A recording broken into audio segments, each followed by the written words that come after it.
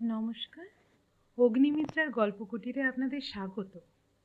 আজ আপনারা শুনবেন আশাপূর্ণা দেবীর লেখা আরেকটি ছোট গল্প, চোরা দরজা।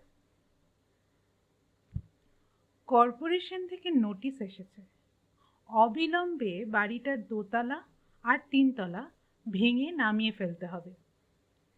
কলকাতা শহরের যে বাড়িগুলি এবছরের বর্ষায় বিশেষ বিপজ্জনক বলে ঘোষিত হয়েছে, পাথুরে ঘাটার এই চকমিলানো বিরাট বাড়িখানা নাকি তাদের মধ্যে অন্যতম। গত বছর বর্ষাতেও কর্পোরেশন সতর্কবাণী পাঠিয়েছিল, প্রসন্ন নারায়ণ গ্রাহ্য করেননি। শেষ জীবনের একমাত্র সঙ্গী ভাগ্নে নন্দকে বলেছিলেন, দে দেখি নোটিশখানা, ওটাই আগে ছিঁড়ে ওড়াই। তারপর এক বছরের শীত, গ্রীষ্ম, বসন্ত পার করে আবার বর্ষা এসেছে। প্রসন্ন নারায়ণ বাড়িটাকে না সারিয়েছেন, না ভেঙেছেন। অতঃপর এবছরে এই জরুরি নোটিশ জানানো হয়েছে, বাড়ির মালিক বাড়ি ভাঙানোর ব্যবস্থা না করলে কর্পোরেশন থেকেই নাকি সে ব্যবস্থা করা হবে।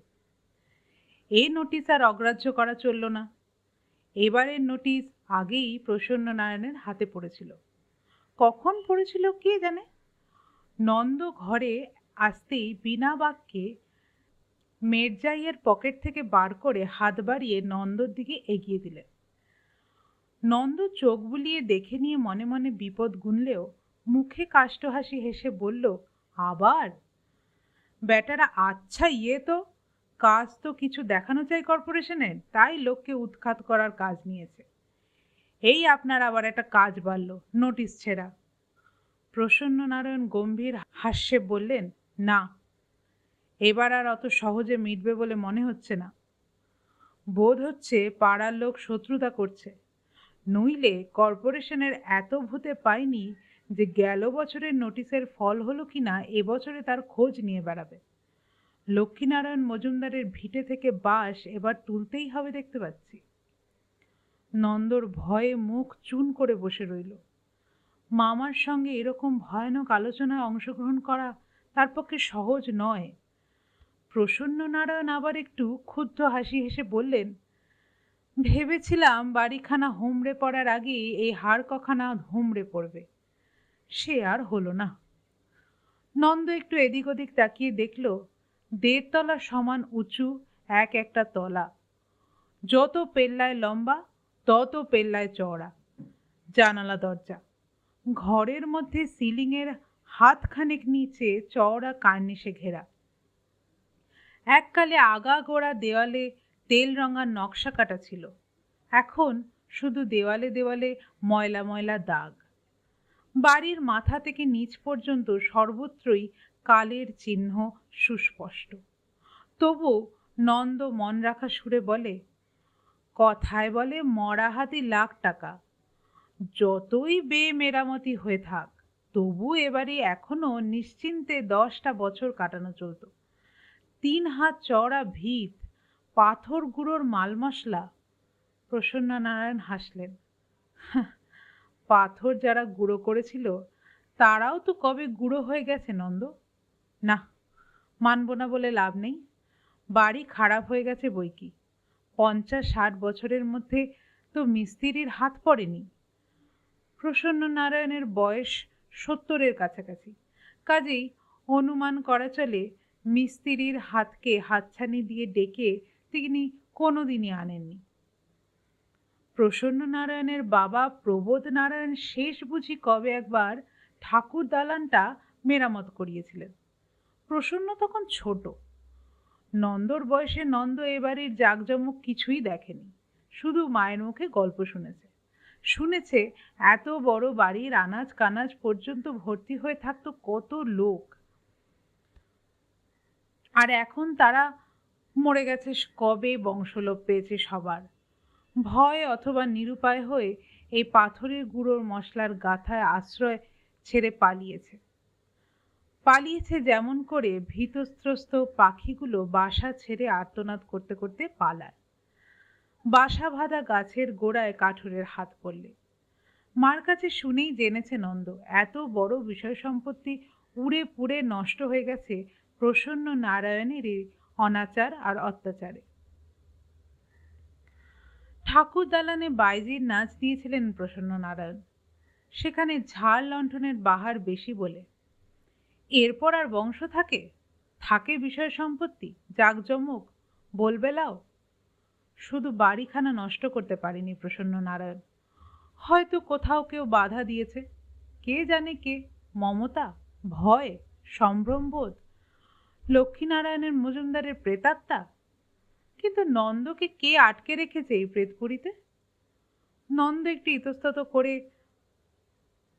বলে ফেলে, এখন মনে হচ্ছে এর চাইতে সেবারে সেই কি যেন স্কুলওয়ালাদের প্রস্তাবে রাজি হয়ে গেলেই ভালো হতো।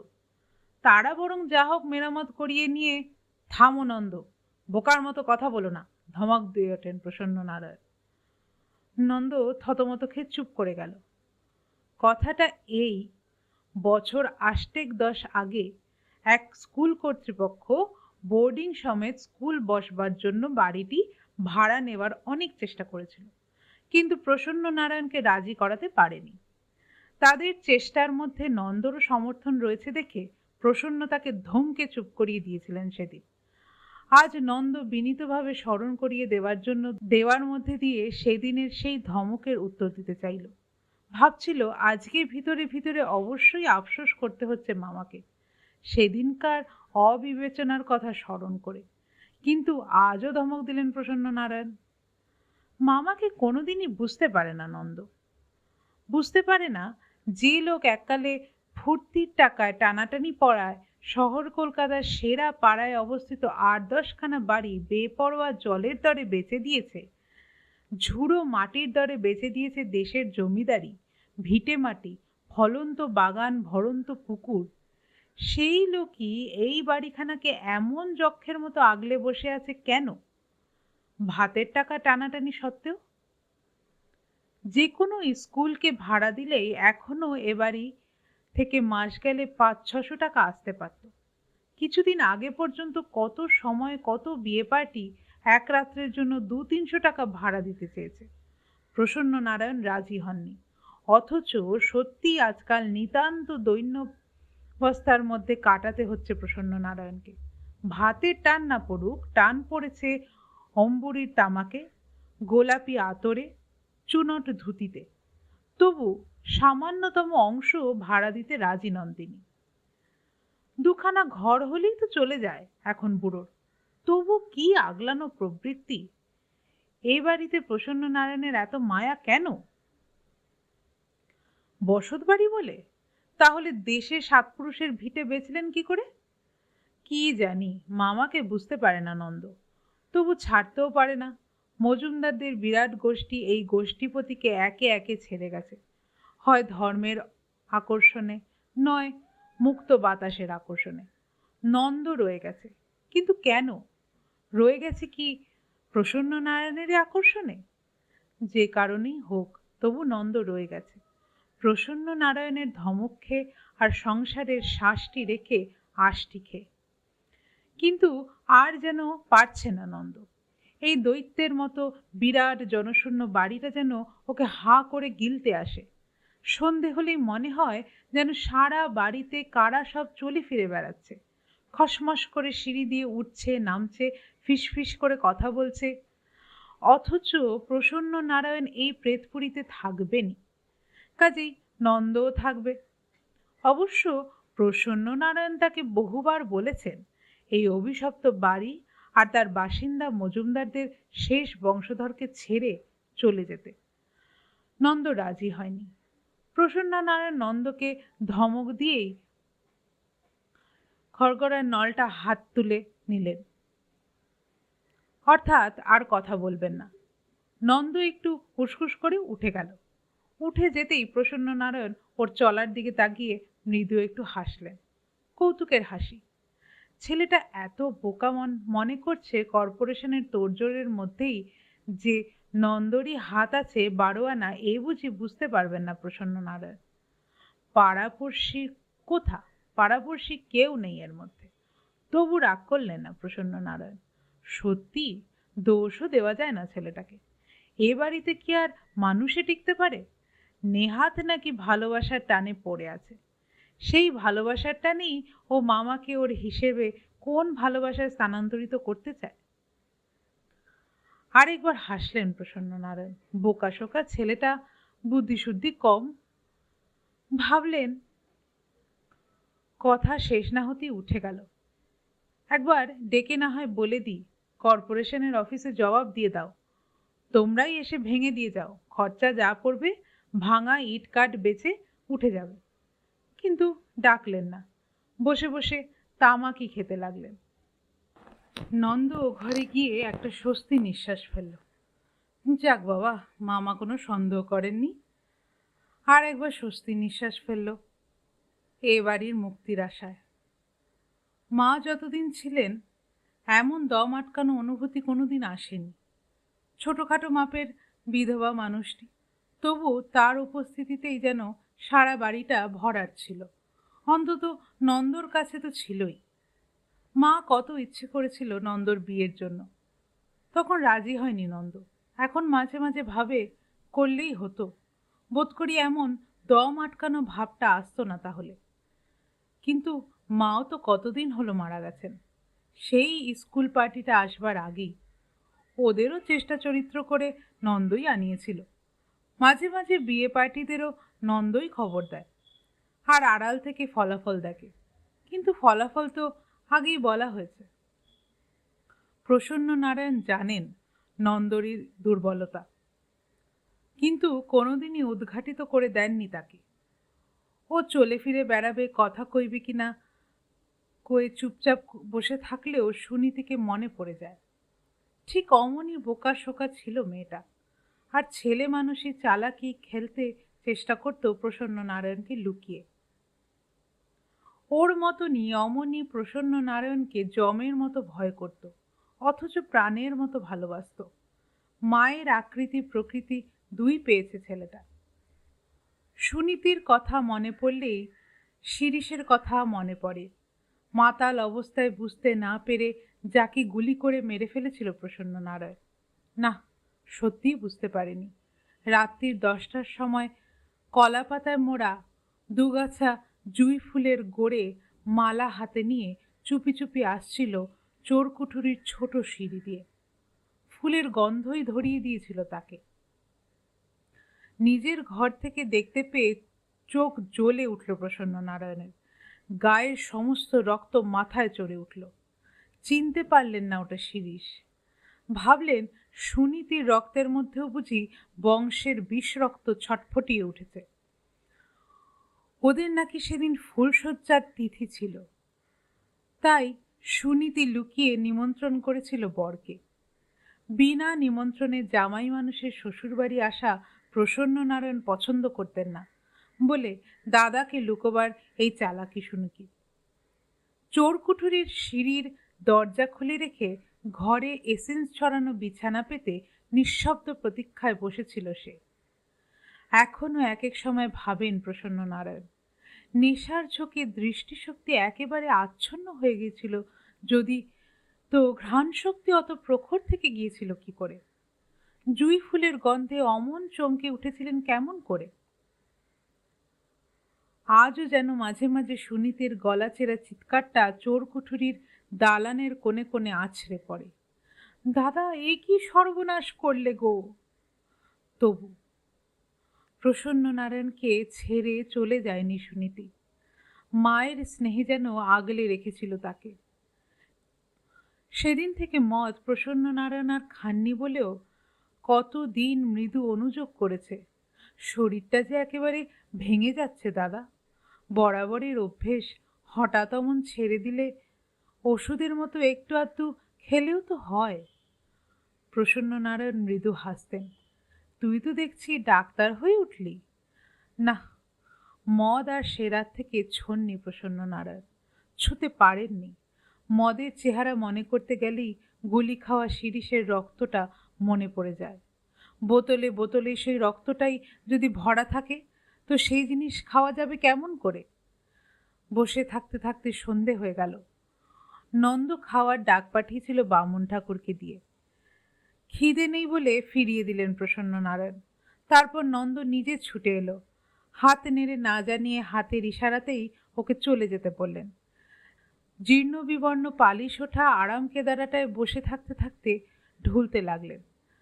তারপর যখন অনেক রাত হয়েছে, ঠাকুর চলে গেছে আর নন্দ একটা ঘরে খিল বন্ধ করে ঘুমিয়ে পড়েছে, তখন চটিটা পা থেকে খুলে রেখে আলমারি থেকে ভারী একটা থলো চাবির গোছা নিয়ে আর একটা আলো হাতে করে আস্তে আস্তে তিনতলায় উঠে এলেন প্রসন্ন নারায়ণ।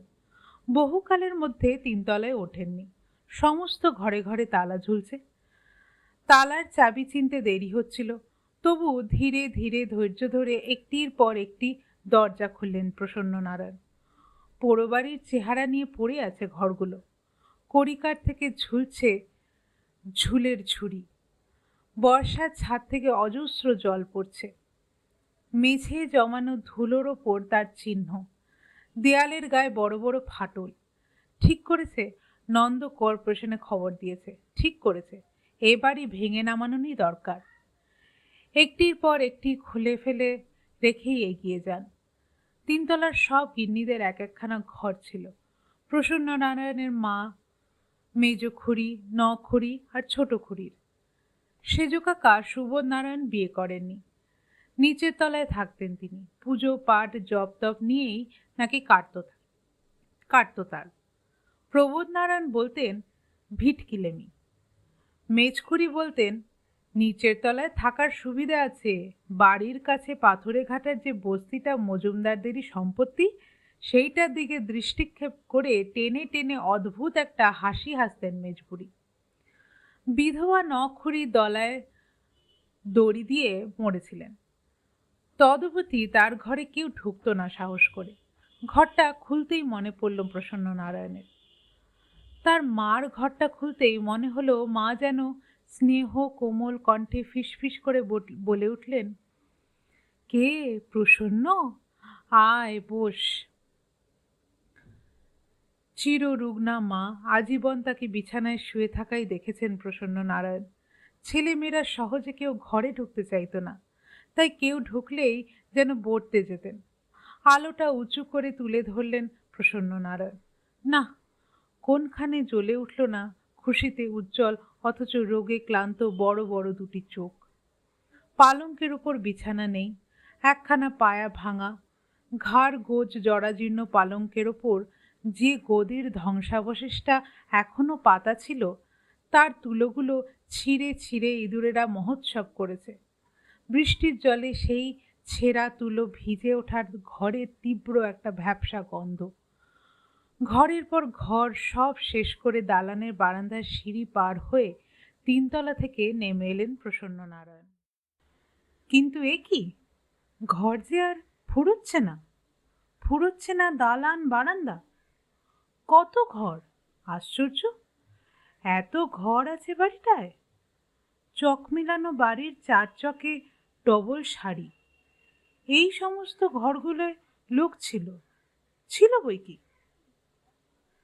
প্রসন্ন নারায়ণের ছেলেবেলাতেও আনাজ কানাজ পর্যন্ত ভর্তি লোক ছিল। বাড়ি গিস গিস করত, সবাইকে ভালো করে চিনতেনও না প্রসন্ন নারায়ণ। কোথায় গেল সেই সব লোক? ভোজবাজির মতো মিলিয়ে গেল যেন। এখন শুধু প্রসন্ন নারায়ণ। দোতলার সব ঘরগুলো তালা লাগানো নয়, কতকগুলো শুধু শেকল তোলা। মাঝে মাঝে বোধহয় ঝাড়া মোছাও হয় এগুলো।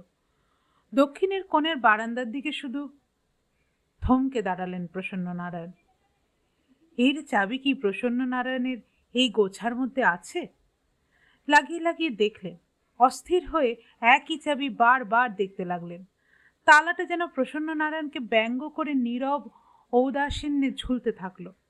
খুলবে না, এ দরজা খুলবে না। প্রসন্ন নারায়ণের স্ত্রীর ঘর, যে ঘরে প্রসন্ন নারায়ণ না, কই কোনো দিনই না। সুরবালার সঙ্গে কোনো দিন এ ঘরে রাত্রি যাপন করেননি প্রসন্ন নারায়ণ। আলোটা হাত থেকে নামিয়ে বন্ধ দরজাটায় হাত রেখে চুপ করে দাঁড়িয়ে রইলেন প্রসন্ন নারায়ণ, যেন নিঃশব্দ মিনতিতে ভিতরে যে আছে তাকে দরজা খোলবার অনুরোধ জানাচ্ছেন। না, কেউ খুলে দিল না, কোনোদিনই দিত না। মত্ততার অবসানে যদি কোনো রাত্রে প্রসন্ন নারায়ণ চুপি চুপি চোরের মতো ঘুমন্ত পুরীর সিঁড়ি দালান পার হয়ে এই ঘরের দরজায় এসে নিঃশব্দে মিনতি জানিয়েছেন, দরজা খুলে অভ্যর্থনা জানাতো না সুরবালা। ছোট ছোট টোকা, ছোট ছোট ডাক দীর্ঘ নিঃশ্বাসের মতো বাতাসে ছড়িয়ে পড়ত।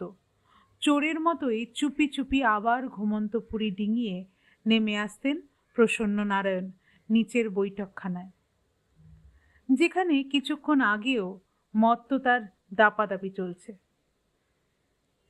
যেখান থেকে বিতৃষ্ণায় মুখ ফিরিয়ে আশ্রয় পাওয়ার জন্য ছুটে গিয়েছিলেন সুরবালার কাছে। কোনো কোনো দিন আবার অভিনয়ের ভূমিকাও থাকতো আলাদা। চোরের মতো নয়, বীর দর্পে উঠে আসতেন প্রসন্ন নারায়ণ। মত্ততার অবসানে নয়, মদমত্ত অবস্থাতেই জোরে জোরে ধাক্কা দিতেন, সঙ্গে সঙ্গে খুলে যেত দরজা। দরজা খুলেই লাউ ডকা সাপের মতো পিছলে পালিয়ে যেত সুরবালা। কোনোদিন তাকে ধরে ফেলতে পারেনি প্রসন্ন নারায়ণ। ধমকে উঠতেন, চিৎকার করে সুরবালাকে খুন করে ফেলবেন বলে আস্ফালন করতেন। সেই সময় মালতী আসত, বলতো, গোয়ারের মতো চেঁচিও না বলছি, চুপ করো, বলেই প্রসন্ন নারায়ণকে টেনে ঘরে পুরে খিল বন্ধ করে দিত মালতী। প্রসন্ন নারায়ণের সুদূর সম্পর্কের মাস্তুতো বোন মালতী, সুরবালার মাইনে করা। সুরবালাই তাকে পাঠিয়ে দিয়েছে। মাইনে দেওয়ার কথাটা অবশ্য কানাঘুষোর কথা। অনেক দিন আগে নাকি বাল বিধবা মালতী যেদিন সুরবালার কাছে গিয়ে নালিশ করেছিল, একলা পেয়ে প্রসন্ন নারায়ণ তার সর্বনাশ করেছেন। কেমন একটা অদ্ভুত হেসে সুরবালা বলেছিল, তা একরকম শোধবোধ হয়ে গেল ঠাকুরজি, তুমি আমার সর্বনাশ করেছিলে, আমার বর তোমার সর্বনাশ করেছে।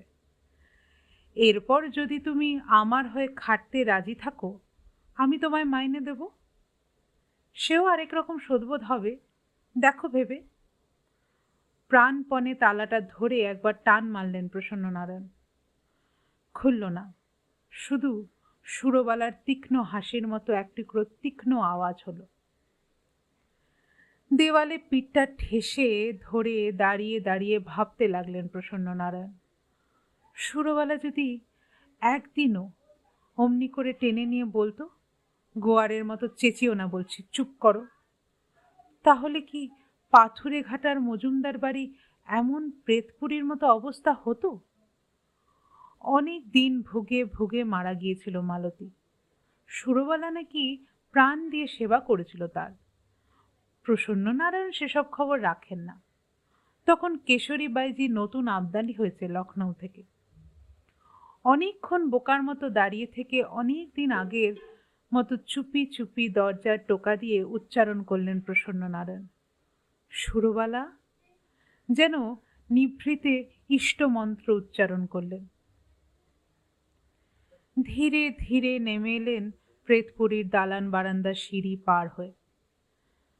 চক মিলানো উঠোনের ঘেরা বারান্দা পার হয়ে এসে দাঁড়ালেন বৈঠকখানার দরজায়, যে ঘরে এখন বাড়ির সমস্ত ভাঙা পুরনো আসবাবপত্র ডাই করা আছে।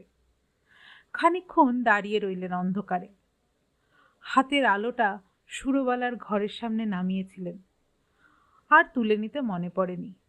সদরে দুপাশে দুটো পাথরের মূর্তি, মানুষ প্রমাণ। সঙ্গিন উঁচানো পাহারাদার সিপাইয়ের ভঙ্গি। সঙ্গিনের আগাটা শুধু ভেঙে গেছে। সেই দিকে চেয়ে একটু হাসলেন প্রসন্ন নারায়ণ, তারপর বেরিয়ে এলেন। ও, গেটে চাবি দেওয়া? আজও এবাড়ির গেটে চাবি পড়ে? কে দেয়? নন্দ, শিরিষের ছেলে। শিরিষের ছেলে এখনো মজুমদার বাড়ি আগলায়? এ চাবি তো প্রসন্ন নারায়ণের কাছে নেই। লোহার গেটটা ধরে একবার ঝাঁকুনি দিতে চেষ্টা করলেন। পুরনো কবজা ক্যাচ ক্যাচ করে উঠল। শিউরে উঠলেন প্রসন্ন নারায়ণ। নন্দ শুনতে পেল না তো? না, শুনতে পায়নি। লোহার গেট অটল হয়ে থাক, চোরা দরজা আছে। প্রসন্ন নারায়ণের অবিদিত নেই সেই দরজা। এই দরজার ওপিঠে পালকি দাঁড়াতো। প্রসন্ন নারায়ণের ঠাকুমা নাকি গঙ্গা স্নানে যেতেন সেই পালকিতে। বেহারারা পালকি শুদ্ধ গঙ্গায় চুবিয়ে আনত। এ দরজা প্রসন্ন ঠাকুমার নির্দেশে তৈরি। তারপর পালা বদলেছে, চোরা দরজা দিয়ে কত চোরাই কারবার চলেছে। প্রসন্ন নারায়ণের জানিতে অজানিতে কত অসংখ্যবার এমনই মাঝরাতে দরজা খোলা হয়েছে। দরজাটা খুলে ফেললেন। ঘুণ ধরা কাঠ আওয়াজ করল না। পথে এসে দাঁড়ালেন প্রসন্ন নারায়ণ। পিছু ফিরে একবার চোখ তুলে দেখলেন বিরাট দৈত্যের মতো বাড়িটাকে। এ কি, বাড়িটা এমন বিভৎস কুৎসিত লাগছে কেন? অনেক ছোট ছোট বাড়ি, মাঝখানে একটা প্রকাণ্ড বাড়ি এত কুৎসিত দেখতে লাগে? এ কথা তো কোনোদিন জানা ছিল না প্রসন্ন নারায়ণের। ঠিক করেছে নন্দ কর্পোরেশনকে খবর দিয়ে এই বিভৎস বিরাটের মাথাটা ভেঙে দেওয়াই উচিত। ধীরে ধীরে এগোতে লাগলেন প্রসন্ন নারায়ণ, যে পথ দিয়ে তার ঠাকুমার পালকি যেত। শুনছিলেন চোরা দরজা। গল্প পাঠ আপনাদের কেমন লাগছে কমেন্টে দয়া করে জানাবেন। যদি ভালো লাগে তবে শেয়ার ও সাবস্ক্রাইব করবেন। নমস্কার।